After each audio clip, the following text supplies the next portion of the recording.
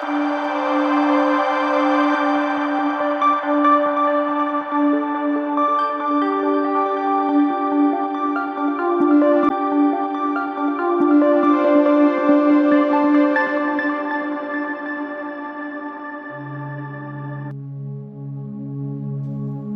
ദൈവത്തിന് സ്തുതി.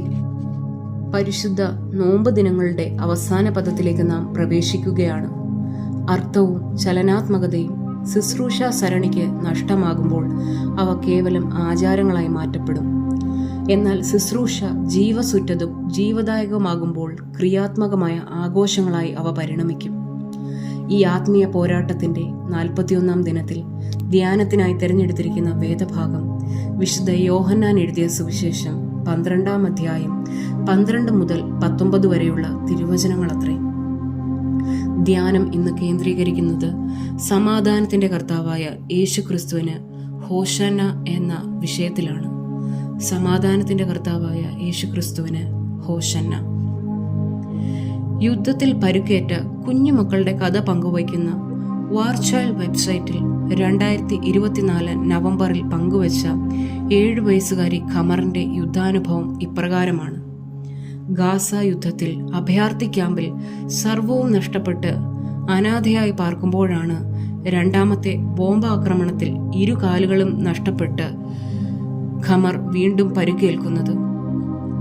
സമപ്രായക്കാരോടൊപ്പം ഓടി നടക്കേണ്ട സമയം, മാതാപിതാക്കളുടെ വാത്സല്യം ഏറ്റുവാങ്ങേണ്ട പ്രായം, അഭയാർത്ഥി ക്യാമ്പിൽ ചികിത്സ കൂടി നഷ്ടപ്പെട്ടവൾ ബാല്യകാലത്തെ നോക്കിക്കാണുന്നത് ഇപ്രകാരമാണ്. പറക്കാൻ ആഗ്രഹിച്ചിരുന്നു, ഇപ്പോൾ നടക്കാനും; വളരാൻ ആഗ്രഹിച്ചിരുന്നു, ഇപ്പോൾ മറക്കാനും. We ask for peace, which in fact we exchange with our last breath. പറക്കാൻ ആഗ്രഹിക്കുന്ന കുരുന്ന സ്വപ്നങ്ങൾ നഷ്ടമാക്കപ്പെടുന്ന, സമാധാനം ആഗ്രഹിക്കുന്ന ജീവനുകളെ ചൂഴ്ന്നെടുക്കുന്ന, ഭീകരത മനുഷ്യാവകാശങ്ങളെ ഉന്മൂലനം ചെയ്യുന്ന നാടുകളിൽ സമാധാനത്തിന്റെ കർത്താവായ യേശുവിന് ഹോശന്ന എന്നത് ഒരു പ്രതീക്ഷയാണ്. വിശുദ്ധ യോഹന്നാന്റെ സുവിശേഷം 11-ാം അധ്യായത്തിന്റെ അവസാന ഭാഗങ്ങളിൽ മഹാപുരോഹിതന്മാരും പരീശന്മാരും ക്രിസ്തുവിനെ അമർച്ച ചെയ്യുവാനായി അവനെ കാട്ടിക്കൊടുക്കണം എന്ന കൽപ്പന പുറപ്പെടുവിക്കുന്നതായി നാം കാണുന്നു. എങ്കിലും മരണം മുന്നിൽ കണ്ടിരിക്കെ യേശു തമ്പുരാൻ ശ്രമിക്കുന്നത് സമാധാനത്തിന്റെ സന്ദേശം ഒന്നുകൂടി ഉയർത്തിപ്പിടിക്കാനാണ്. ഒളിയിടങ്ങൾ കണ്ടെത്തി ഒളിച്ചിരിക്കുവാനുള്ള എല്ലാ സാഹചര്യങ്ങളും സാധ്യതകളും ഉണ്ടായിരിക്കെ യേശു തമ്പുരാൻ ആ ദിവസം വലിയ പുരുഷാരത്തോടൊപ്പം ദേവാലയത്തിലേക്ക് പ്രവേശിക്കുന്നു. അധികാരികളുടെ തീവ്ര ശത്രുതയുടെ മധ്യത്തിലും യേശു തമ്പുരാൻ സമാധാനത്തിനു വേണ്ടിയുള്ള ജൈത്രയാത്ര ഉപേക്ഷിച്ചിട്ടില്ല. സമാധാനത്തിന്റെ പ്രഭുവായ ക്രിസ്തു രാജാക്കന്മാർ സമാധാന കാലത്ത് ഉപയോഗിച്ചിരുന്ന മൃഗത്തെ യാത്രയ്ക്കായി തിരഞ്ഞെടുക്കുന്നത് സമാധാന സുവിശേഷ ഘോഷണത്തിന്റെ പ്രാധാന്യം വർദ്ധിപ്പിക്കുന്നു. എന്നാൽ ഒലിവുമലയുടെ അരികിലൂടെ ക്രിസ്തുവിനെ അനുഗമിക്കുന്ന ആ ജനതയുടെ നിലവിളി, രാജാവേ, ഞങ്ങളെ ഇപ്പോൾ രക്ഷിക്കണമേ എന്നർത്ഥമുള്ള ഹോശന്ന എന്നുള്ളതായിരുന്നു.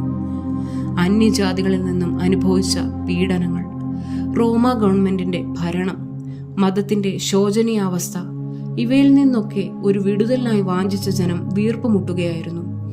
ആ ജനതയുടെ അധംപതനത്തിനു മധ്യേ സമാധാന സന്ദേശവുമായി ക്രിസ്തു യാത്ര തിരിക്കുകയാണ്. ഇന്നും ഈ വേദനയുടെ കാരണങ്ങൾ എല്ലാം തന്നെ ഈ സമൂഹത്തിലുണ്ട്.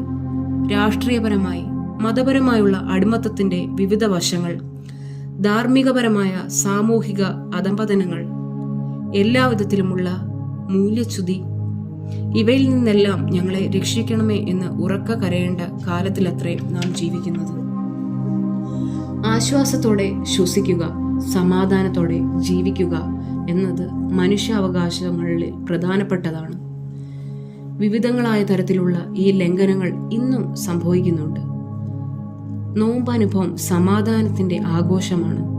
രാജ്യാന്തര അതിർത്തികളിലും യുദ്ധങ്ങളിലും രാഷ്ട്രീയ പോരിടങ്ങളിലും മാത്രമല്ല സമാധാന നിഷേധങ്ങൾ നടപ്പാകുന്നത്. വീട്ടിടങ്ങളിലും അയലിടങ്ങളിലും, എന്തിനേറെ ദേവാലയ പരിസരങ്ങളിൽ പോലും സമാധാന നിഷേധം നടക്കുന്നില്ലേ? വാക്കിനാലും പ്രവൃത്തിയാലും ചിന്തയാലും ഈ സമാധാനം തല്ലിക്കെടുത്തുന്ന ഇടങ്ങളിൽ പങ്കുകാരാകാതെ ഇരിപ്പാൻ ഈ നോമ്പ് നമ്മെ ശക്തീകരിക്കട്ടെ. സമാധാന നിഷേധ ഇടങ്ങളിൽ നമുക്ക് ചേർന്ന് പ്രതിരോധങ്ങൾ തീർക്കാം. അതിനായി യേശു തമ്പുരാൻ നമ്മെ ഏവരെയും സഹായിക്കട്ടെ. നമുക്ക് പ്രാർത്ഥിക്കാം. സമാധാനത്തിൻ്റെ നാഥ, നോമ്പാനുഭവത്തിന് നന്ദി. സമാധാനം നിഷേധിക്കപ്പെട്ട ആശ്വാസത്തിനായി കാംക്ഷിക്കുന്നവരെ ഞങ്ങൾ ഓർക്കുന്നു. നിന്റെ സമാധാനം ഞങ്ങളുടെ മധ്യത്തിൽ അയച്ചു തരണമേ. ആമേൻ.